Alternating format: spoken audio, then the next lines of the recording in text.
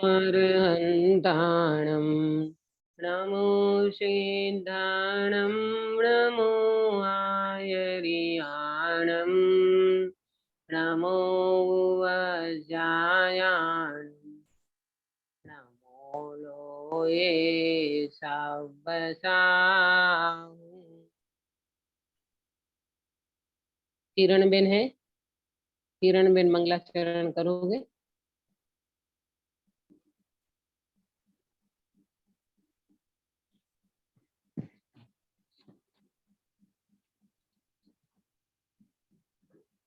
है क्या किरण बेन? है दीदी। अच्छा जी दीदी। हाँ, मंगलाचरण। संकोच बिन पर्याय में परिपूर्ण रीति विकास हो, न इसमें कार्य हो, पर कार्य का कारण न हो। जाने स्वपर को वा स्वपर के जानने में आप भी नहीं त्यागता कुछ भी, तथा नहीं ग्रहण करता कुछ कभी। घटता न बढ़ता आत्मा एक रूप रहता नित्य रे।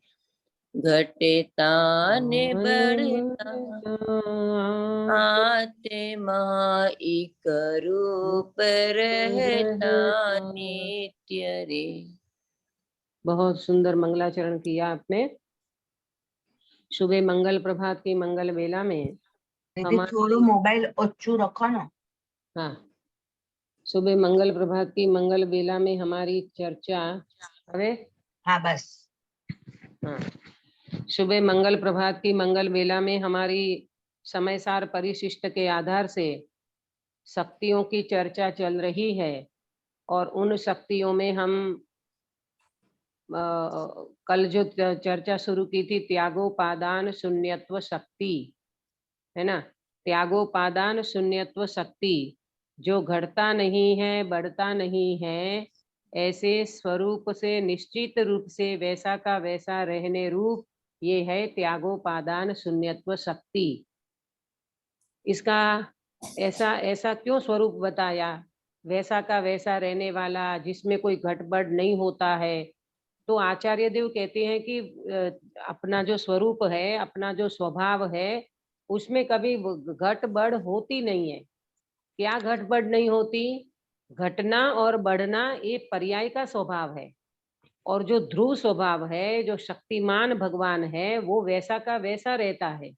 इसलिए कल बताया था कि सम्यक दर्शन होने पर आत्मा में कुछ बढ़ता नहीं है, और मिथ्यात्व होने पर आत्मा में कुछ घटता नहीं है ना।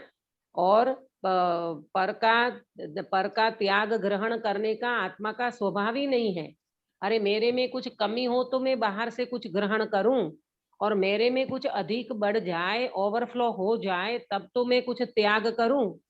तो फिर प्रश्न होता है कि भाई ये संसार में जब तीर्थंकर जैसे तीर्थंकर भी संसार दशा को छोड़ के मुनि दीक्षा तो अंगीकार कर लेते हैं, और मुनि दीक्षा अंगीकार करते हैं तब फिजिकली सारा संसार छोड़ के जाते हैं। इसका आंसर क्या दिया था कल? उसका अभिप्राय बदल जाता है, अभिप्राय बदल जाता है। मोह छोड़ के जाते हैं।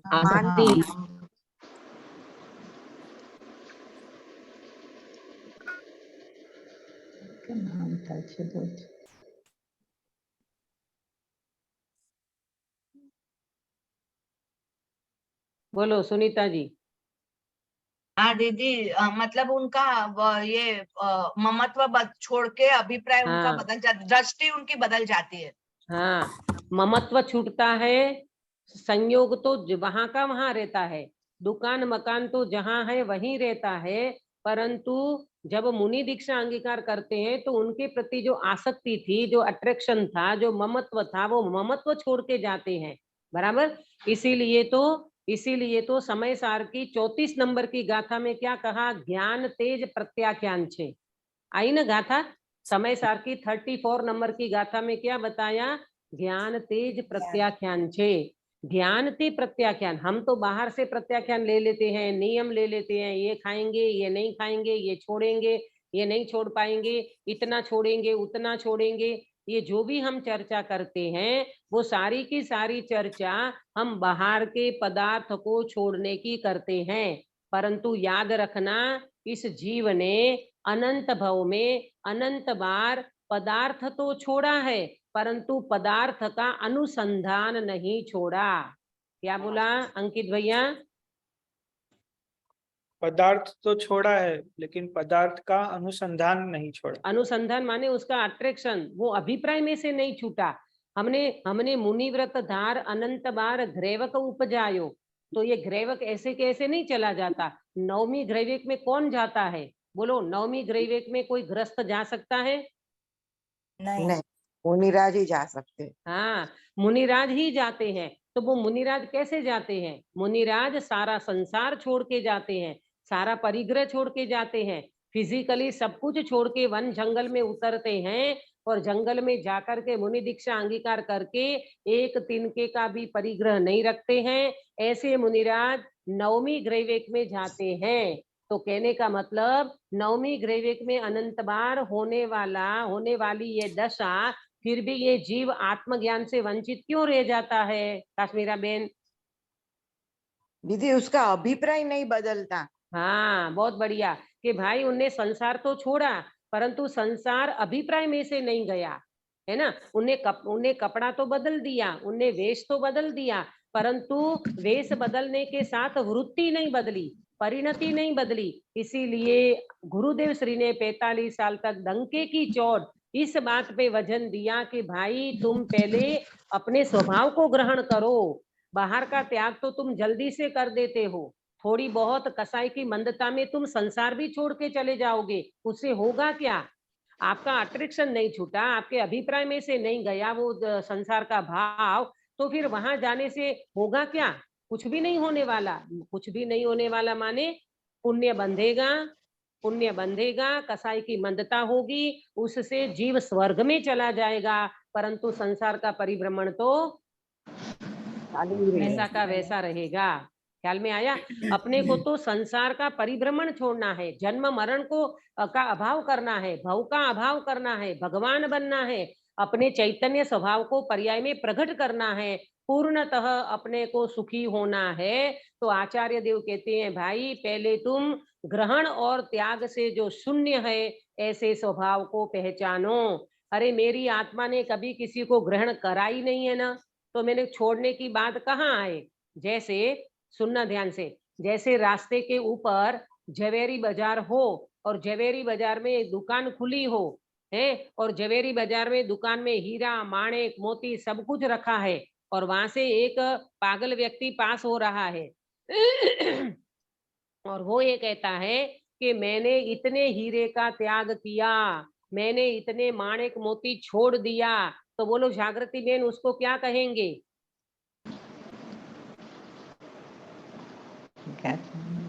है? क्या उसके कहोगे? मतलब नहीं है ना उसका तो। हाँ, आप ये कहोगे दीदी वो आपने तो पहले ही कह मतलब दिया वो नहीं है। पागल है, उसका कोई मतलब नहीं है। अरे हीरा माणिक मोती तेरा होता और तू त्याग करता तो ठीक है, फिजिकली तब तो कहा भी जाता, और तू तो अंदर से है नहीं तेरा कुछ, और कहता है हीरा माणिक मोती का मैं त्याग कर रहा हूँ। इसी तरह इस जीव ने अनंती बार ऐसा किया है।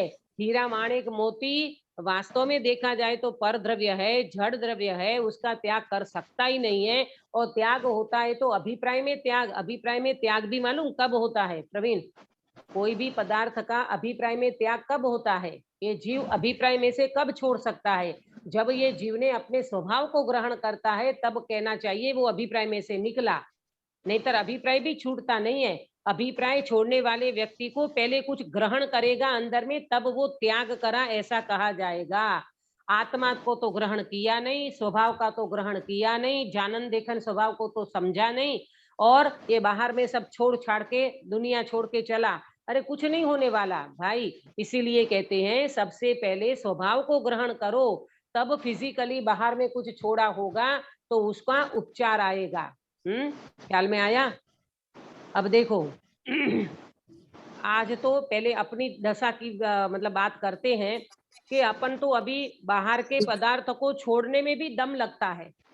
दीदी क्यों हाँ जैसे आपने बोले ना बाहर के पदार्थों को, लेकिन वो भी यदि अपन नहीं छोड़ेंगे, कम नहीं करेंगे, तो वो भी तो आसक्ति बनी रहेगी ना।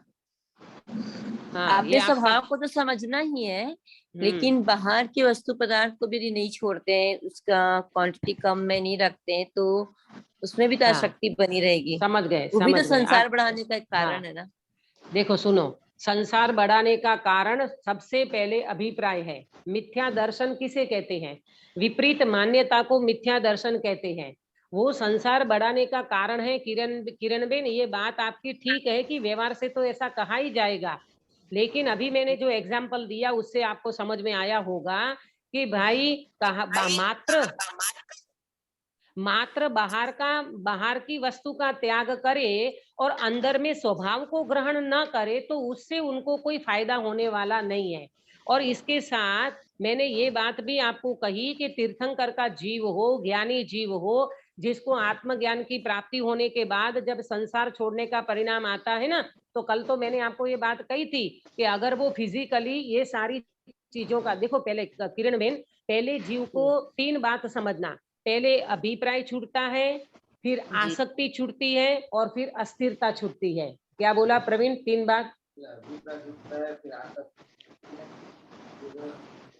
अस्थिरता छूटती है। आप गुणस्थान में देख लो, चौथे गुणस्थान में क्या छूटता है? सबसे पहले अभिप्राय छूटता है। पहले हाँ किरण बेन, समझना बात को। मैं आपके क्वेश्चन का आंसर देने के लिए ये थोड़ा सा विस्तार करती हूँ, डिटेल से समझाती हूँ। सबसे पहले चौथे गुणस्थान में, अक्षा बेटा, चौथे गुणस्थान में सबसे पहले क्या छूटता है? अभिप्राय छूटता है। देखो, चक्रवर्ती भरत महाराजा, अपन उत्कृष्ट लेवल के व्यक्ति की बात करें, भरत महाराजा ने सम्यक दर्शन की प्राप्ति की। चरम शरीरी जीव है, उसी भव से मोक्ष जाने वाले हैं। तो भरत महाराजा ने कितना संसार छोड़ा? फिजिकली क्या छोड़ा? कुछ भी नहीं। फिजिकली कुछ भी नहीं छूटा। 96,000 रानियां हैं, 6 खंड हैं, 18 करोड़ घोड़ा, हाथी, ताम झाम, 360 रसोईया, ये सब कुछ है कि नहीं सुनीता जी? हाँ दीदी है ना? ये सब कुछ होते हुए भी मुझे आप इस प्रश्न का जवाब दीजिए किरण बेन, कि वो भरत महाराजा ने, उनको सम्यक दृष्टि कहा जा रहा है, तो उनने सबसे पहले क्या छोड़ा? बार में तो कुछ छोड़ा दिख ही नहीं रहा है, तो सबसे पहले क्या छूटा? इंटेंशन, अभिप्राय। क्या बोले? उन्होंने अपने मतलब अंदर आत्मा की ओर दृष्टि कर ली थी ना। हाँ, तो मैं यही तो समझा रही हूँ आपको कि जब आत्मा की ओर दृष्टि जाती है ना किरण बेन, तो सबसे पहले अभिप्राय में से ये चीजें छूटती है। मालूम वो क्या कहते हैं? 96,000 रानी होने पर भी भरत महाराजा कहते हैं एक रानी मेरी नहीं है। इतना सारा 6 खंड होते हुए भी वो कह रहे हैं कि परमाणु मात्र मेरा नहीं है। अरे अपन तो 10 रुपये की नोट गिर जाए ना रास्ते में, तो ऐसा लगता है कि भाई फटफट उठा लो, नोट गिर गई, 50 रुपया चला गया, 100 रुपया चला गया, कितना जरा सा भी कुछ होता है तो तुरंत अंदर में लगने लगता है आज तो मेरा चला गया, आज पैसा चला गया, आज ये चला गया। और वो ये कह रहे हैं कि परमाणु मात्र मेरा नहीं है। अभी भले ने सारी चीजें पड़ी हुई है, 6 खंड पड़ा है, रसोईया है, ताम जाम सब कुछ होते हुए भी सबसे पहले सम्यक दर्शन होता है तो जीव अभिप्राय का त्याग, अभिप्राय में से ये चीज का त्याग करना। इंटेंशन आपके अंदर में सोचो ना कि ये इस जीव को कौन सी ऐसी चीज मिल गई, किसकी ऐसी दृष्टि हो गई, स्वभाव ऐसा कौन सा मिल गया कि अब वो कह रहे हैं मैं संसार में तो हूं परंतु संसार का परमाणु मात्र मेरा नहीं है। इसको कहते हैं पहले अभिप्राय टूटा। बराबर। दूसरी बात की बाद में आसक्ति छूटती है। आसक्ति कब छूटती है? जब 2 कसाई चौकड़ी का अभाव करके मुनि दीक्षा अंगीकार करते हैं, तीसरे कसाई की चौकड़ी का अभाव करके चौथे गुणस्थान के बाद 5वां आता है, उसमें थोड़ी आसक्ति छूटती है, थोड़ा सा और थोड़ा आसक्ति छूटती है। फिर जब मुनि दीक्षा अंगीकार करते हैं तब उनकी आसक्ति पूरी छूटती है, और आसक्ति छूटने पर वो जीव मुनि दीक्षा अंगीकार करता है। फिर वो फिजिकली कुछ भी नहीं रखेगा अपने साथ। क्यों? क्योंकि देखो, अभिप्राय में से निकला था, परंतु अभी आसक्ति थी। चौथे गुणस्थान वाले कोई ज्ञानी हो ना, चौथे गुणस्थान वर्ती, उनका अभिप्राय टूटता है, आसक्ति नहीं छूटती। तभी तो गृहस्थाश्रम में बैठा रहता है वो जीव। आप समझो इन बात को, तभी तो वो जीव गृहस्थाश्रम में बैठा है। क्यों? अभी वो बीबी बच्चों के आसक्ति आसक्ति माने अभी उनका क्या बोलते, अट्रैक्शन पूरा नहीं छूटा है, उनकी आसक्ति पूरी गई नहीं है। रुचि हाँ, ये बोलो, सुनो, रुचि की रुचि नहीं है, परंतु रुचि है। रुचि की रुचि माने रुचि की रुचि, हाँ, इच्छा, हाँ, बहुत बढ़िया, आपने शब्द याद दिलाया। इच्छा की इच्छा नहीं है, परंतु इच्छा है। आसक्ति माने इच्छा है। अभी इच्छा है, संसार में रहने की इच्छा है, बाल बच्चों को पालने की इच्छा है, धंधा धापा करने की इच्छा है। अब ऐसी आसक्ति नहीं छूटी है। आया समझ में? तो पंचम गुणस्थान वर्ती श्रावक वो गृहस्थाश्रम में रहता है, बाल बच्चों को पालता है, धंधा धापा करता है, फिर भी उनकी अभी इच्छाएं पड़ी है, अभी पूर्णतः इच्छा का अभाव नहीं हुआ है। फिर मुनि दीक्षा में इच्छा होती तो है, परंतु कैसी इच्छा होती है? पानी में लकीर पानी में लकीर दौड़ने जैसी, माने पानी में लीटी दौड़ो तो वो तुरंत खत्म हो जाती है, तो वहां अस्थिरता। मुनि दीक्षा अंगीकार करने के बाद उस जीव की थोड़ी बहुत आसक्ति जो रहती है, फिर वो मुनि दीक्षा अंगीकार कर लेते हैं, और मुनि दीक्षा अंगीकार करते हैं तो सारा संसार छूट जाता है। अब इच्छा बिल्कुल संज्वलन कसाई जितनी मात्र इच्छा बाकी रही है। वो मालूम इच्छा कौन सी है? एक देह जो है ना, शरीर जो है, उनको भोजन देने की, आहार देने की इच्छा रहती है। कितनी इच्छा रहती है? शरीर को आहार देने की इच्छा रहती है, मात्र संयम का पालन करने के लिए। वो भी इच्छा संयम का पालन करने के लिए, स्वाद करने के लिए, स्वाद टेस्ट लेने के लिए मुनिराज आहार नहीं करते, संयम का पालन करने के लिए मुनिराज आहार लेते हैं। मैं किरण बेन के प्रश्न का जवाब दे रही हूं कि पहले अभिप्राय में से संसार निकलता है, फिर आसक्ति छूटती है, और फिर अस्थिरता छूटती है। अब देखो, मुनि दीक्षा अंगीकार करने वाला व्यक्ति अगर संसार छोड़ के नहीं जाएगा, तभी तो इसका है ना सारा क्या बोलते, इसका सारा प्रोग्रेस है। किस तरह से है? पहले अभिप्राय छूटता है, फिर आसक्ति छूटती है। जब आसक्ति, बहुत कुछ आसक्ति छूट जाती है, तब वो जीव घर में नहीं रहता, वो जंगल में जाकर के मुनि दीक्षा अंगीकार करेगा। अब उनको गृहस्थ दशा भी बाधक लगती है, अब उनको घर में रहने का राग नहीं रहता, और जब घर में रहने का राग नहीं रहता तो फिजिकली उनने सब छोड़ा कि नहीं छोड़ा किरण बेन? छोड़ा दी, छोड़ा ना? हाँ, नहीं छोड़ा तो हम आपको ये समझा रहे हैं कि ये सब छूटता ही है, लेकिन पहले ग्रहण करो, पहले ग्रहण पूर्वक त्याग होता है। कुछ तुमने आत्मा को तो ग्रहण नहीं किया, माने आत्मा की दृष्टि नहीं करी, आत्मा का श्रद्धा नहीं किया, आत्मा वैभव आपको अंदर में समझ में नहीं आया, मैं अनंत गुण शक्ति धर्म का पिंड हूं, ऐसा भगवान आत्मा का वेदन नहीं आया, तो वो जंगल में जाकर के करेगा क्या? बोलो जी है ना?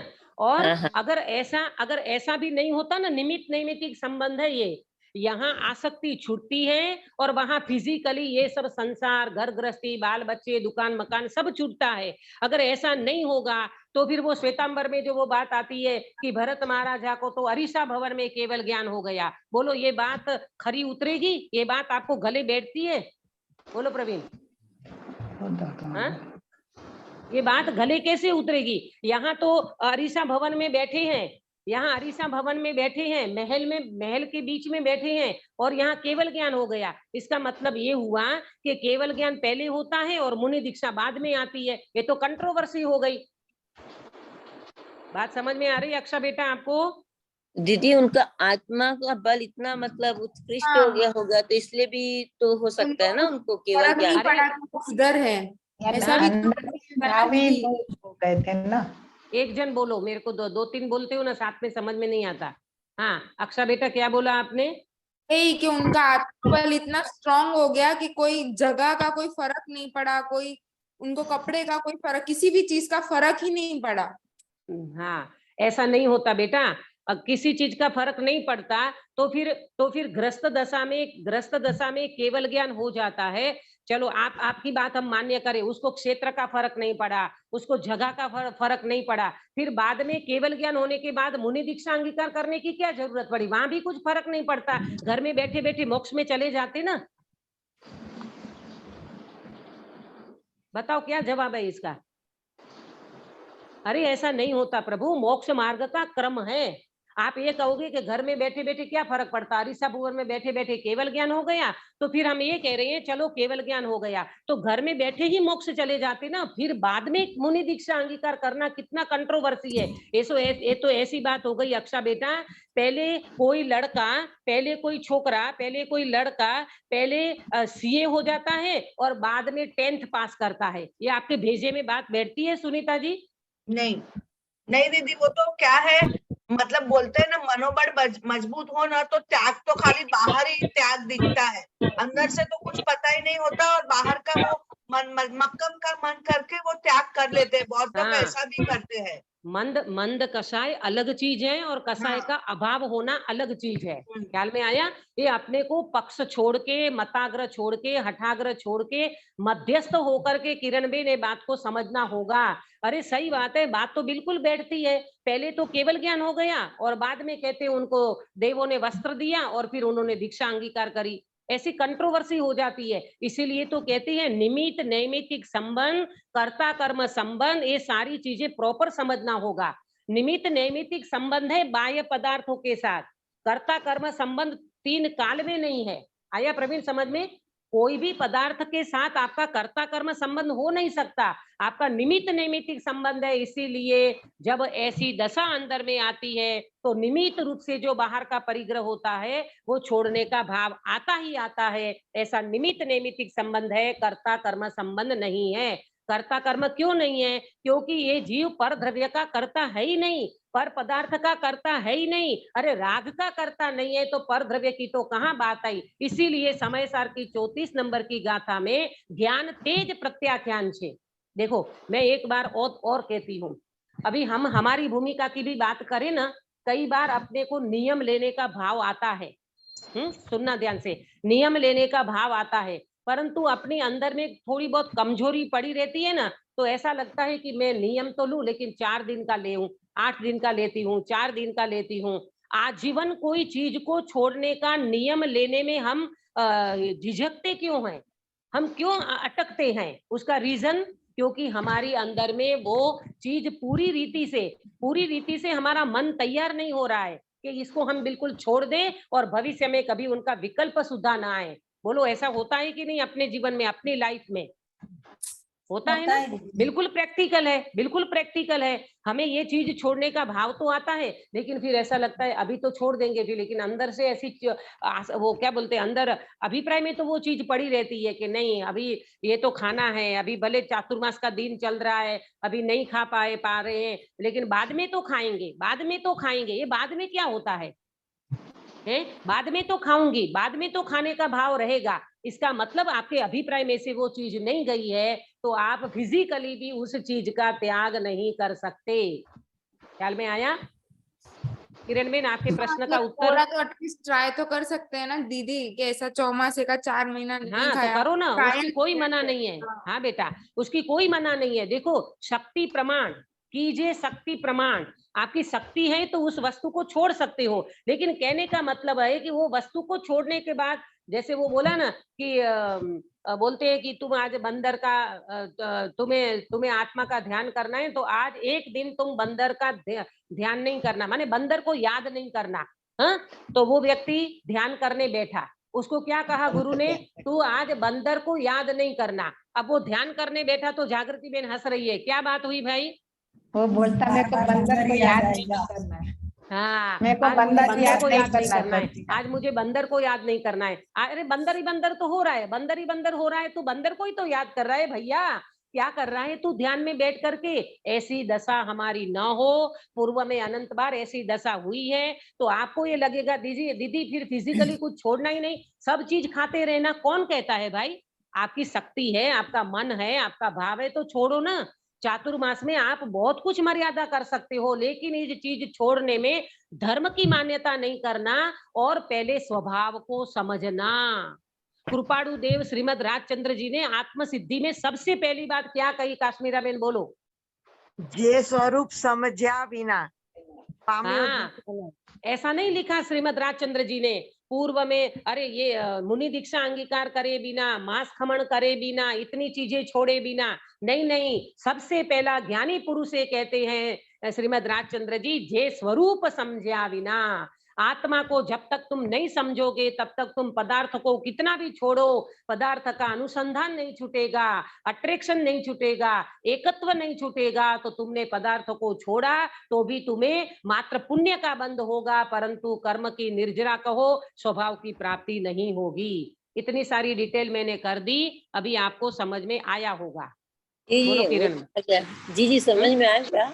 हम्म। मेन वही पॉइंट है कि वो धर्म समझ के नहीं करना है, आत्मा की हो हाँ जाएगी हाँ तो उनका हाँ, स्वभाव होगा। बिल्कुल बिल्कुल, धर्म समझ के नहीं करना है। बाकी और किरण बेन, ये अपने को करूँ करूँ करूँ करूँ की एक बुद्धि पड़ी है ना अंदर में, मैं इतना करूँ इतना छोड़ू, इतना करूँ इतना छोड़ू, ये करूँ करूँ की भावना नहीं करो, कर्तृत्व नहीं रखो, और बाकी आपके अंदर में ऐसी भावना बनती हो, परिणाम आते हो, शुभ भाव होते हो, इसको शुभ भाव मानो, इसको धर्म की बुद्धि में नहीं रखो उसको, बस तो करो ना। बाहर में हम लोग भी है तो करते हैं, नहीं करते ऐसा थोड़ी है। चातुर्मास में है, चातुर्मास के दिन चल रहे हैं, तो कितनी सारी चीजें ऐसी होती है जो अपन 4 महीना उसको छोड़ सकते हैं बड़ी आसानी से, तो करो, उसकी कोई मना नहीं है, परंतु अंदर में ये बात समझो कि ये सारी फिजिकली चीजें तो छोड़ते हैं, परंतु फिर हमको ग्रहण क्या करना है? आज बहुत सारे प्रश्न हमारे सामने आते हैं, दीदी हम इतनी सारी चीजें छोड़ रखी है, इतना सारा कुछ त्याग करके बैठे हैं, और फिर हमारे अंदर आत्मा में शांति क्यों नहीं मिलती, हमको आनंद क्यों नहीं आता है आत्मा का? अरे आत्मा का आनंद आएगा कैसे, कहाँ से? तुमने जहां जहां उस वस्तु को देखना है, जहां तुम्हारा पुरुषार्थ करना है, फोकस करना है, उन आत्मा को तो फोकस किया नहीं और पूरी एनर्जी लगा दी बाहर के पदार्थों को छोड़ने में। बोलो अंकित भाई, ये कब जीव को आनंद आएगा आत्मा का?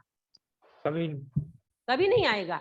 आप देख लो, जितने भी ज्ञानी पुरुष हुए हैं, पहले मोक्ष मार्ग सम्यक दर्शन से शुरू होता है भाई, और सम्यक दर्शन के बिना ये बाहर का सब कुछ अपन करते हैं, होता तो है। मैं देखो अभी मैंने आपको इसीलिए तो वो बात बताई, ऐसा कंट्रोवर्सी भी नहीं होती, ऐसा भी नहीं होता अंदर तो सब छूट जाए और बाहर में वो व्यक्ति ऐसा बैठ जाए, तो वो भरत महाराजा वाला दृष्टांत क्यों दिया? नहीं, ऐसा भी होता है, अंदर में आसक्ति छूटती है तो बाहर में फिजिकली सब कुछ छूटेगा छूटेगा और छूटेगा। ऐसा नहीं होता अंदर में पूरा राग छूट जाए और बाहर में वो व्यक्ति ग्रस्त दशा में बैठा रहे, ऐसा 3 काल में संभव नहीं है। जी जी आया समझ में? ऐसा 3 काल जी। में संभव नहीं है। अगर तुम्हारी आसक्ति छूटी है तो फिजिकली बीबी बच्चे छूटेंगे, फिजिकली दुकान मकान छूटेगा, और वो जंगल में जीव जाएगा और मुनि दीक्षा अंगीकार करेगा। और मालूम, तीर्थंकर के जीव, जो तीर्थंकर का जीव होता है ना, वो पराक्रमी पुरुष होते हैं, बहुत अतुल बल के धनी वीर्यवान पुरुष होते हैं, तो वो सीधे वो जीव मुनि दीक्षा अंगीकार करते हैं। उनको बीच में वो श्रावक की दशा जो फिजिकली आती है वो नहीं होती, वो सीधे मुनि दीक्षा अंगीकार करते हैं। तो बताओ, वो फिर वो महल को छोड़ के, वो भवन को छोड़ के वो जंगल में क्यों चले जाते हैं? वो तो ऐसे अतुल, वो तो तद्भव मोक्षगामी जीव है ना, उसी भव से मोक्ष जाने वाले जीव है ना तीर्थंकर का जीव। अवधि ज्ञान में सब कुछ पता चलता है, तो वो जीव फिजिकली संसार छोड़ के क्यों जाते हैं? क्योंकि भाई ऐसा निमित्त नैमित्तिक संबंध होता है, यहाँ आसक्ति छूटती है, वहां ये सारी चीज छोड़ने का परिणाम सहजता से आता है, और वो जंगल में चले जाते हैं। अब कोई ग्रस्त दशा उसको बाधक नहीं बनेगी, ममत्व छूट गया, आसक्ति छूटी है, अब वो जंगल में जाकर के नमः सिद्धेभ्य करके मुनि दीक्षा अंगीकार करके ध्यान में बैठेंगे और सप्तम गुण स्थान में चले जाएंगे और आगे श्रेणी मांड के केवल ज्ञान की प्राप्ति करेंगे। ये मोक्ष मार्ग का क्रम है। ख्याल में आया? जी जी दीदी, दीदी एक मिनट, धन्यवाद। निमित्त बाहर की चीजें निमित्त हुई, नैमित्तिक हाँ। क्या हुआ दीदी? हाँ देखो, नैमित्तिक क्या ये हुआ इसमें? हाँ बहुत बहुत बढ़िया। ये बाहर में निमित्त हुआ पदार्थ को छोड़ने का, ये पदार्थ निमित्त है और अंदर में जो आसक्ति कम हुई ना, वो उनकी नैमित्तिक दशा है। वो वितरागता वाली दशा, अंशे अंशे वितरागता बढ़ती जाती है, वो उनकी जो पर्याय में दशा हुई ना, वो उनकी नैमित्तिक दशा है। जितना राग छूटा वो नैमित्तिक, और राग छोड़ने में जो पदार्थ था सामने वो निमित्त। आया समझ में प्रेमलता जी?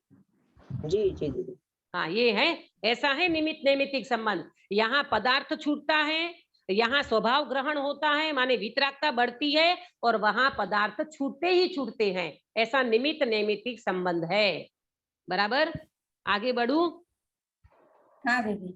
जी दीदी। अब देखो, अब एक बात समझो कि ये जो बात अपन कर रहे हैं ना, अभी तो ये पदार्थ छोड़ने में हमको बहुत बड़ी दम लगती है।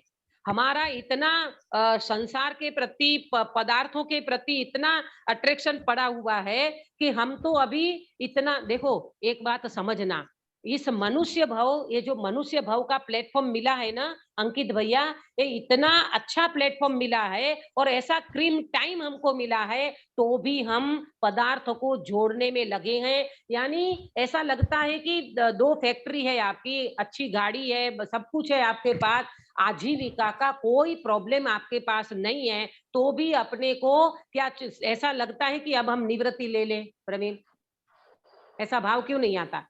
आप आजीविका आपकी बिल्कुल सहजता से आजीविका चल सके, फिर भी आप इन पदार्थों को क्यों नहीं छोड़ सकते हो? है ना, ये पदार्थ को छोड़ क्यों नहीं सकते हैं? तो ज्ञानी ने दो प्रकार के भिखारी बताए। बुरा नहीं मानना, अपन शामिल हो उसमें तो अपन बिल्कुल कान पकड़ के कबूल करना कि हाँ दीदी हमारे में अभी ये कमी है। दो प्रकार के भिखारी बताएं। एक भिखारी वो है जो सड़क पे बैठा है, वो तो आपको समझ में आ गया। सड़क वाला भिखारी तो समझ में आया सुनीता जी? हाँ दीदी। हाँ, तो सड़क वाले भिखारी की कितनी इच्छा है, माने सड़क वाले भिखारी की तो तुम 5-10 पैसा दे दोगे, 5-10 रुपया दे दोगे। एक मैं फिजिकली बात करती हूँ, अभिप्राय तो उसका भी 3 लोग चाहिए उसको भी, परंतु एक भिखारी रास्ते पे बैठा है, उसको पेट भरने के लिए 10-20 रुपये का सामान मिल जाए, थोड़ा बहुत कोई भोजन पानी दे दे, तो वो भिखारी अपने को समझ में आता है, सड़क वाला भिखारी। एक दूसरा भिखारी है, वो कौन बताएगा? भगवान से मांगता है, मंदिर में जाके मांगता जो है। भगवान से मांगता है। जो भगवान से मांगता है, वो भिखारी कौन है? ये XYZ वो भिखारी कौन है? प्रवीण भाई कह रहे हैं हम सब। मालूम गुरुदेव श्री इसके लिए क्या कहते थे? एक भिखारी दो प्रकार के गुरुदेव श्री बोलते, एक नानो मांगण और एक बड़ा मांगण। गुरुदेव श्री ऐसा बोलते थे, मोटो मांगण ये मोटा भिखारी है। अरे करोड़पति तुम बन गए हो, तुम्हारे पुण्य के उदय से करोड़ों रुपया तुम्हारे पास है, फिर भी भगवान के पास जाकर के कुछ न कुछ इच्छाएं पड़ी रहती है। प्रभु मैं आपके पास आया हूँ, मैं करोड़पति तो हो गया परंतु मुझे अरबपति होना है, मुझे अंबानी बनना है, मुझे टाटा बिरला बनना है। अरे ज्ञानी कहते वो भी भिखारी है। ये भिखारीपना अपने को नजर आता है क्या? इसीलिए भगवान के पास, अभी बोला ना किसी ने, भगवान के पास जाकर के हम ये मांगते हैं। तो मांगीलाल जी का भजन है, मांगीलाल जी बहुत गाते थे, कोलारस वाले। मैं क्या मांगू भगवान, मैं तुमसे क्या मांगू, मैं क्या मांगू भगवान, मैं तुमसे क्या मांगू, मेरे अंदर में भगवान, मैं तुमसे क्या मांगू। अरे भगवान मैं आपके पास आया पर आपके पास मांगू क्या? मेरे अंदर में भगवान बैठा है, मैं आपसे क्या मांगू? तो फिर ये भजन को अपने संजीव जी गोधा इस तरह से बोलते थे, मैं क्यों मांगू भगवान, मैं तुमसे क्यों मांगू। क्या बोला सुनीता जी, क्या चेंज कर दिया? क्या का क्यों हो गया? क्या क्या क्या का चेंज करके मैं क्यों मांगू? क्यों मांगू? जरूरत ही नहीं है। जब आपने ये बताया कि तुम भगवान है, तो प्रभु आप भी भगवान और मैं भी भगवान, तो अभी तक तो मैं बोलता था मैं क्या मांगू क्या मांगू, अब ये कहते मैं क्यों मांगू, मैं भी आपके समान हूँ, सिद्ध समान सदा पद मेरो, मैं सिद्ध भगवान जैसा ही भगवान हूँ, मैं आपके पास क्यों मांगू, क्यों मांगू, इसका मतलब ये शक्ति को लगाओ, त्यागोपादान शून्यत्व शक्ति, मेरे में कुछ कमी हुई नहीं है और मेरे में कुछ बड़ा नहीं है, मैं पर के त्याग ग्रहण से शून्य हूँ, ऐसी मेरी अंदर में त्यागोपादान शून्यत्व शक्ति भरी पड़ी है, मैं सदा वैसा का वैसा रहने वाला, कुछ घटता नहीं कुछ बढ़ता नहीं, पर्याय में हीनाधिकता जरूर होती है परंतु मेरे में कभी कुछ होता नहीं है। आया आया समझ में, ऐसी हमारी त्यागोपादान शून्यत्व शक्ति है। अब दूसरी बात, दो प्रकार के पागल बताए, दो प्रकार के पागल, एक वो पागल है जो बिल्कुल जोड़ने जोड़ने में लगा है, इसका मतलब समझे, जोड़ने जोड़ना माने क्या, किसको जोड़ना, धन को, हाँ धन को जोड़ने में लगा है, पैसे को जोड़ने में लगा है, जोड़ो जोड़ो भाई जोड़ो, कितनी एफडी बनाई अभी तक, कितनी एफडी बना ली, बहुत सारी एफडी रखी है, क्यों इतनी एफडी क्या करोगे काश्मीरा बेन, वही पागलपन है ना। हाँ आप कहोगे दीदी यही तो पागलपन नजर आ रहा है, ये तो बहुत अच्छा भाग्य है काश्मीरा बेन, अपने को गुरुदेव श्री मिले, ये सारी चीजें अपने को समझ में आई, नहीं तो आज ये हालत में होते अपन। अब तो ऐसा लगता है कि नहीं लगता है कि जल्दी अपन निवृत्ति ले लो, निवृत्ति लेकर के बिल्कुल अपना काम करना है, अपने बच्चे के लिए थोड़ा बहुत जोड़ लिया है और बच्चे के लिए वो खुद जोड़ेगा। अरे हर कोई व्यक्ति अपना पैकेज लेकर के आता है भाई, पुण्य पाप लेकर के आता है, तुम क्यों लगे हो उसके पीछे, तो ज्ञानी कहते तेरा पागलपन है, अगर तू जोड़ने जोड़ने में लगा है तो तेरा पागलपन है। तो एक पागल तो ये हो गया जो जोड़ने में लगता है, जिंदगी निकल जाती है। बड़े पंडित साहब का वाक्य याद है प्रवीण, कल मैंने बताया था, सोचो इतना भोग पाओगे नहीं और साथ ले जाने की व्यवस्था नहीं है, ये बड़े पंडित साहब का मंत्र है बिल्कुल। क्या बोला अंकित बेटा, बोलिए एक बार, इतना ले जाओ, इतना भोग पाओगे नहीं और ले जाने की व्यवस्था है नहीं। हाँ सोचो, पहले सोचो, इतना भोग पाओगे नहीं और साथ ले जाने की कोई व्यवस्था नहीं है। बोलो सोचते हैं कभी, इतना जोड़ा है तो क्या आप भोग पाओगे। अच्छा एक बात बताओ सुनीता जी, आपके जितने भी गहने हुए वो सब आपके घर में है कि लॉकर में, कि आप पहनते हो रोज उसको, लॉकर में, लॉकर में, वो लॉकर भोग रहा है भाई, हम क्या भोगेंगे। आजकल तो ऐसा जमाना आ गया, बंबई जैसी जगह में तो कोई कहेंगे अरे दीदी हमारे पास 100 तोला सोना रखा है लेकिन पहन के जा नहीं सकते शादी में, कोई अच्छे प्रसंगों में। भाई क्यों, तो उस समय क्या पहन के जाते हो, नकली गहने, नकली गहने, इमिटेशन बोलते हो ना उसको, नकली गहने पहन के जाते हैं। अरे असली चीजें ही खत्म हो गई आपके जीवन में से, जो आपने जोड़ा था 100 तोला सोना, वो आज 100 तोला सोना शादी के प्रसंग में भी नहीं पहन पाते। बताओ, ये जोड़ने जोड़ने में जिंदगी निकल जाती है, वो व्यक्ति उसको भोग नहीं पाता।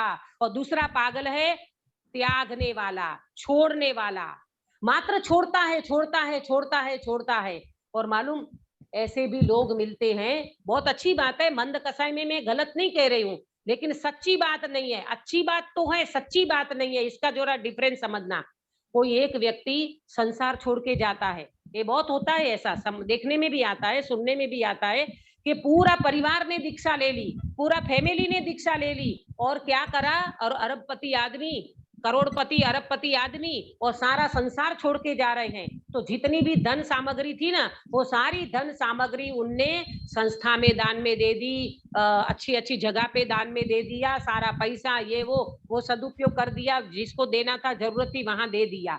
बोलो ये बात अच्छी है कि नहीं, अच्छी है, अच्छी तो है, सच्ची नहीं है। सच्ची, अच्छी और सच्ची में अंतर करती हूँ मैं, अच्छी तो है, अच्छी तो हम भी मानेंगे, आप भी कहोगे बहुत अच्छी बात है भैया, यहाँ तो 10 रुपया भी नहीं छूटता, यहाँ 100 रुपया किसी को दान में देना हो तो ऐसा लगता है कि ये दान कर दिया मेरा 100 रुपया चला गया।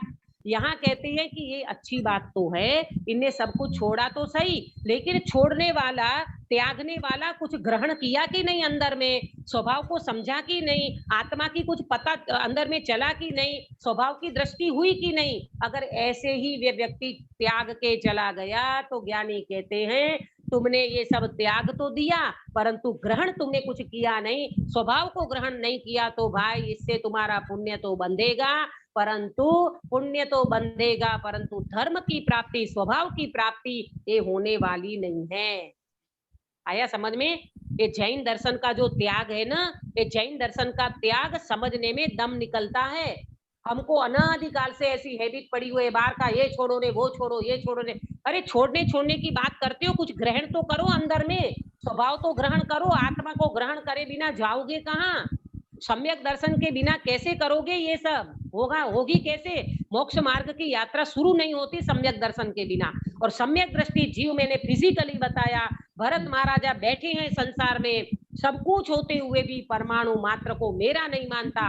और त्यागने वाला, वो बात है ना, कितना आता है वो, 92 लाख मारवा का त्याग करने वाला भर्तृहरि, वो कहता है मैंने ये छोड़ा, मैंने ये छोड़ा, मैंने ये छोड़ा। क्या त्याग किया? 92 लाख मारवा, 92 लाख मकान का मैंने त्याग कर दिया। लेकिन वो भर्तृहरि को आत्मज्ञान की प्राप्ति नहीं हुई थी, तो वो जीव केवल त्याग करके चला गया। वो तो भाई मिले उनको, पता है कौन से भाई थे उनके? भाई का नाम शुभचंद्र आचार्य, जो ज्ञानार्णव शास्त्र लिखे, वो उनको मिले और उनने उनको आत्मा का भान कराया, तब वो सम्यक दर्शन की प्राप्ति की, वरना वो तो सन्यासी होकर के जंगल में चले गए थे। ख्याल में आया? दीदी चलो हाँ, पुण्य की प्राप्ति हुई तो कुछ अच्छा भाव मिलेगा, तो ये भाव में कुछ हुआ नहीं तो एटलीस्ट दूसरे भाव में कुछ तो होने का चांस है ना। हाँ बेटा, बहुत अच्छा है आपका प्रश्न कि ये भाव में पुण्य बांधा तो अगले भाव में कुछ अच्छा मिलने का चांस है ना। बेटा, अपन भगवान के समोसरण में अनंत बार होकर के आए हैं, वहां हमारा पुण्य नहीं ले गया हमको। पुण्य के कारण से तो हम भगवान के समोसरण में गए ना। तो अक्सा बेटा, हम यहाँ क्यों आए निकृष्ट पंचम काल में? बोलो, वहां तो बहुत पुण्य फला था हमारा। भगवान जैसे उत्कृष्ट निमित्त कोई होते नहीं है अक्सा। तीर्थंकर जैसे तीर्थंकर मिले हमको अनंत बार। मेरा प्रश्न है, ये कम पुण्य था क्या हमारा? नहीं। बोलो, तो आत्मा की प्राप्ति हुई क्या वहां? क्यों छोड़ के आ गए भगवान के समोसरण? और आज हमको ये जो प्लेटफॉर्म मिला है ना, इस प्लेटफॉर्म में पुण्य की दृष्टि छोड़ना है। देखो पुण्य, एक बात समझो, पुण्य के परिणाम तो होंगे, पुण्य की दृष्टि छोड़ना है, पुण्य का अभिप्राय छोड़ना है। मुझे पुण्य बांधना है, इस अभिप्राय से हमको त्याग नहीं करना है। मुझे स्वभाव को ग्रहण करना है, आत्मा समझना है, स्वभाव समझना है। इसीलिए थोड़ा बहुत पुण्य बाहर में हो जाता है तो उसकी कोई मना नहीं है। आया समझ में? इसी तरह से अपने को ये बात को समझना है, बराबर। तो ये बात हुई अपनी त्यागोपादान शून्यत्व शक्ति में पदार्थ को छोड़ने की बात आई। और उसके बाद राग भाव को छोड़ने की बात भी कल हमने की थी कि राग भाव को भी जीव ग्रहण नहीं करता। बोलो, ये जीव राग करता है और राग का त्याग करता है। तो कौन करता है राग और कौन करता है त्याग? काश्मीरा बेन। दीदी, ये तो मतलब राग मेरा स्वभाव तो है ही नहीं। मेरा प्रश्न है, फिर राग कौन करता है और राग का त्याग कहाँ होता है? सुधा बेन। पर्याय में होता है। हाँ, ये बात भी बराबर समझना कि भाई राग होता है। कोई व्यक्ति ये कहे कि राग होता ही नहीं है आत्मा में, तो ये बात भी गलत है। दृष्टि अपेक्षा से मैं बात नहीं कर रही हूँ अभी। दृष्टि अपेक्षा से तो ये कहेंगे कि राग को मैंने छुआ ही नहीं है। मैं ये प्रश्न कर रही हूँ कि राग कहाँ होता है और राग कहाँ छूटता है। तो आपका आंसर ये आना चाहिए, दीदी पर्याय में राग होता है और पर्याय में से राग छूटता है। अगर पर्याय में राग नहीं होता तो फिर अपन अभी यहाँ बैठे क्यों हैं? आया समझ में? ये देखो एंगल समझो गिरीश भाई, एंगल समझना होगा। जब हम त्रिकाली ध्रुव भगवान आत्मा की बात करेंगे तब काश्मीरा बेन ये कहेंगे मैंने कभी राग को छुआ ही नहीं है, मेरे में राग कभी प्रवेश किया ही नहीं है। ये त्यागोपादान शून्यत्व शक्ति ये तो कह रही है कि मैंने कभी राग को ग्रहण नहीं किया तो मैं छोड़ू क्या, परंतु एक पर्याय का पाठ की बात जब करते हैं तो पर्याय ने राग को ग्रहण किया है और पर्याय में से राग छूटता है। अगर ऐसा कुछ नहीं होता तो बंध मोक्ष की कोई व्यवस्था नहीं बनती, संसार की और आश्रम की कोई व्यवस्था नहीं बनती। ये सारी चीज अपने को समझना होगा। और बल किसका लेना होगा, दृष्टि किसकी करना है, दृष्टि को तो स्वभाव की करना है। मेरे में राग कभी प्रवेश किया ही नहीं है, मैंने कभी राग को छुआ ही नहीं है, ये कौन कहता है?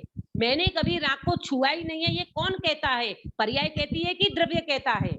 पर्याय ही कहती है। हाँ, पर्याय कहती है मैंने कभी राग को छुआ ही नहीं है, और उस पर्याय में राग चल रहा है, फिर भी ये पर्याय का वजन देखो। ये पर्याय कहती है मैंने कभी राग को छुआ ही नहीं है। ये पर्याय स्वभाव की ओर ढलती है, स्वभाव की ओर दृष्टि कर लेती है, घुलाट खा लेती है, तत्काल उसको वितरागता प्रकट हो जाती है। ये जैन दर्शन का सम्यक दर्शन है। आया ख्याल में भाई? अपने को ये पुरुषार्थ करना है। मैं तो कहती हूँ मालूम, आप तमाम एनर्जी अपनी आत्मा के पीछे लगाओ। ये छोड़ने जोड़ने वाली बात को अभी थोड़े टाइम गौण कर दो। मैं ये नहीं कह रही हूँ कि तो दीदी फिर हम कुछ भी ना करें, अरे फिर वो कर्तृत्व कहाँ से आ जाता है? भाई तुझे छोड़ना है तो छोड़ दे, तुझे चातुर्मास में ये चीजों को त्याग करना है तो कर दे, एक बार बना दे एक बार लिस्ट, फिर ये लिस्ट को बाद में याद नहीं करना, और तमाम एनर्जी तुम्हारी आत्मा की ओर लगाओ। स्वभाव की ओर देखने वाला व्यक्ति, प्रभु आपको पता नहीं है, ये ज्ञानी जीव जो अपने आत्मा की मस्ती करते हैं, उनकी मस्ती कैसी होती है? उनकी मस्ती कैसी होती है मालूम? बनारसी दास जी ने लिखा, बाहर नारक कृत दुख भोगे, अंतर सुख रस घटा घटी। कौन है ऐसा जीव जो नरक में होते हुए भी अंदर में आनंद की घटाघटी कर रहे हैं? तुरंत अपने मुंह से आता है श्रेणिक महाराजा। तो श्रेणिक महाराजा ने एक नवकारसी का प्रत्याख्यान नहीं कर सकते अभी। कौन सा गुणस्थान है श्रेणिक महाराजा को? अक्षय बेटा चौथा गुणस्थान माने आत्मा की मात्र श्रद्धा है, मात्र डायरेक्शन चेंज हुआ है, दृष्टि चेंज हुई है। अभी एक नवकारसी कुछ भी नहीं कर सकते, कुछ भी नहीं कर सकते नियम के नाम पे। फिर भी वो जीव आवती 24 में, अगली 24 जो आएगी उसमें प्रथम तीर्थंकर बनेंगे। पद्मनाभ नाम है ना उनका, पद्मनाभ नाम के प्रथम तीर्थंकर बनेंगे। ये किसका चमत्कार है? ये चैतन्य का चमत्कार है प्रभु, चैतन्य का चमत्कार है। एक बार आत्मा को जानो तो सही, आत्मा को देखो तो सही, आत्मा का श्रद्धांत तो करो। ज्ञानी कहते तू ऐसा ज्ञान हो जाएगा, तेरा भव और भव का भाव खत्म हो जाएगा और तू भगवान बन के चला जाएगा। ख्याल में आया? ऐसी ये त्यागोपादान शून्यत्व शक्ति की हमने चर्चा की है। आत्मा वास्तव में कुछ पर का ग्रहण नहीं करता तो पर के छोड़ने की बात नहीं है। राग भाव का ग्रहण पर्याय में होता है तो पर्याय छोड़ती है। मैं तो त्रिकाली ध्रुव भगवान आत्मा त्यागोपादान शून्यत्व शक्ति से भरा हूँ। मेरे में कुछ कमी नहीं है तो मैं छोड़ू क्या, और मेरे में कुछ अधिक नहीं है तो मैं उसका त्याग क्या करूं। ऐसी ये त्यागोपादान शून्यत्व शक्ति हम सब समझें और अपने जीवन में सबसे पहले ग्रहण करने लायक भगवान आत्मा को ग्रहण करें, और त्यागने लायक ये सारे विभाव भाव, कषाय भाव, मिथ्यात्व, ये सब छोड़ने की बात में पहले मिथ्यात्व को छोड़ो। तो अपन ये कहते हैं मिथ्यात्व को क्या छोड़े दीदी, मिथ्यात्व तो दिखता ही नहीं है। अरे मिथ्यात्व दिखता नहीं है, 24 घंटा तो मिथ्यात्व में जी रहा है, 24 घंटा तो मिथ्यात्व का पालन कर रहा है। विपरीत मान्यता तेरी अंदर में 24 घंटा चलती है। बोलो, जरा सी भी कमर दुखती है तो कमर किसकी? मेरी। वहां तो मेरा आ गया, कमर मेरी। अरे कमर तेरी है, शरीर तू है, तू शरीर है कि आत्मा है? इसीलिए तो कृपाणु देव ने वो बहुत अच्छी बात लिखी, छूटे देहा ध्यास तो नहीं करता तू कर्म, नहीं भोगता तू देहनो येज धर्मनो मर्म। ये ज्ञानी के अलावा किसी का कलेजा नहीं है।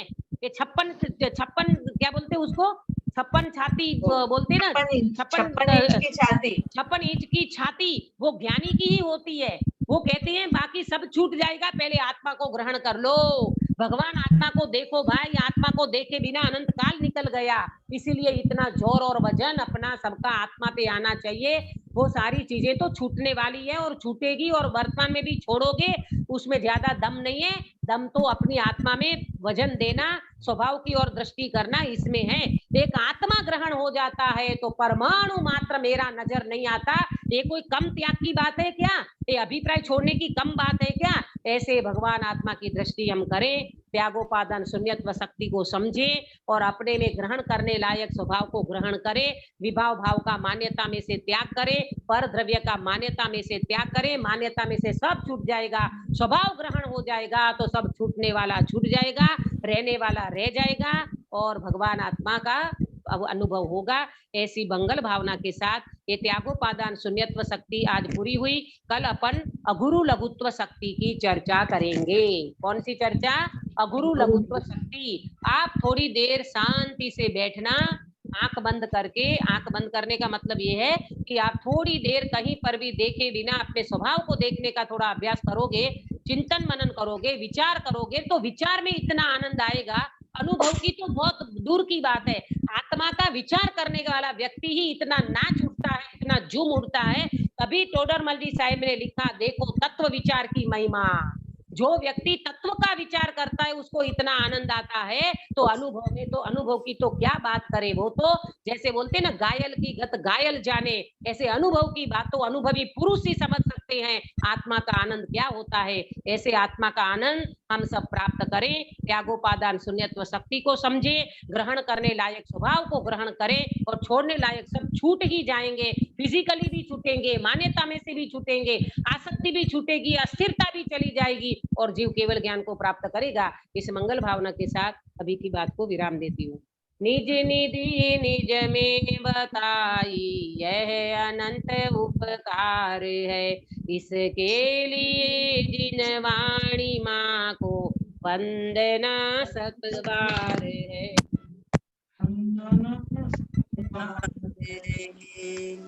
प्रवीण भाई सर कराओ, प्रवीण भाई करावे थे तमने संबड़ा से। नमो नमो आयज्ञानम ज्ञानम नमो सावनम नमो रियंतानम नमो सिद्धानम नमो आयज्ञानम नमो ज्ञानम नमो सावनम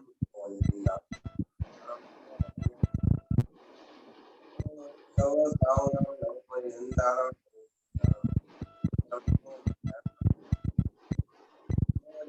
नमो सिद्धानम नमो आयज्ञानम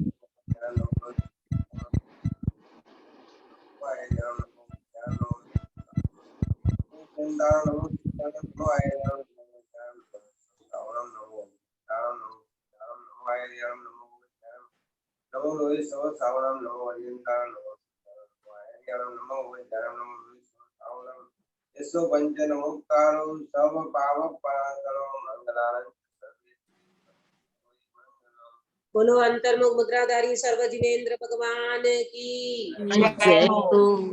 बोधिनी द्वादशांगमयी जिनवाणी माता की जय हो। तीन कम 9 करोड़ सर्वे वितरागी महामुनि राजों की जय हो। अहिंसामयी वितरागी जैन धर्म की जय हो। सभी को जय जिनेन्द्र। जय जिनेन्द्र।